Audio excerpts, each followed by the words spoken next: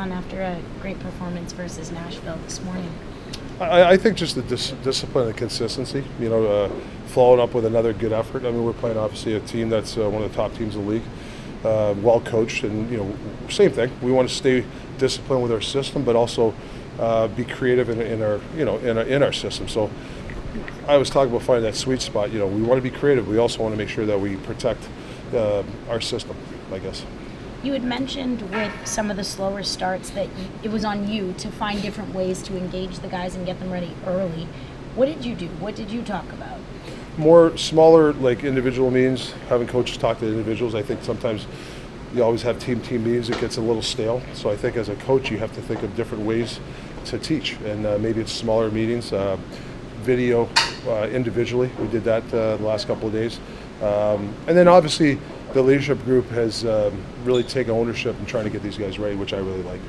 We saw you guys being very effective 5-on-5 and finding ways to score. Yeah. Is that something you addressed or something that you've been talking about and it just clicked versus Nashville?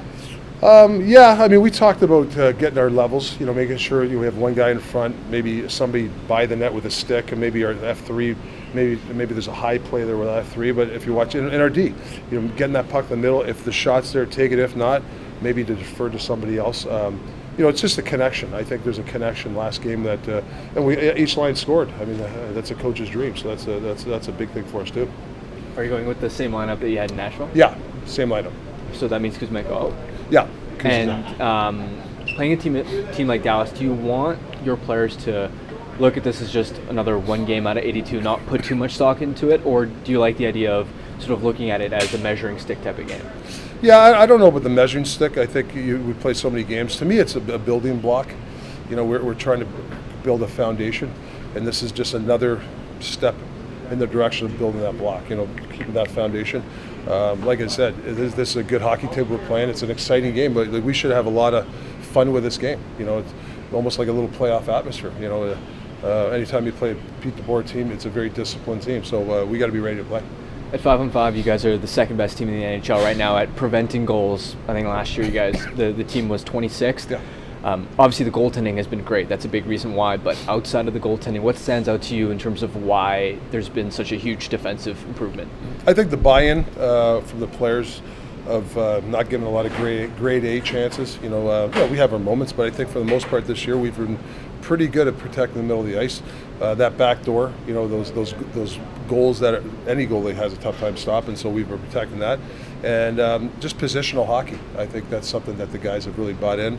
And when and we've stayed on top of each other. We've all been accountable with our play without the puck. Just the Stars making that playoff run last year and everything. Yeah. Just as dangerous as the team is last year from what you've seen on film and everything. Yeah, they're just a well-rounded team. They obviously got one of the best defensemen in the league. Catching a break, their best goalie's out and one of the best goalies in the league. But Wedgwood, I had him. He's capable. He's a good goalie.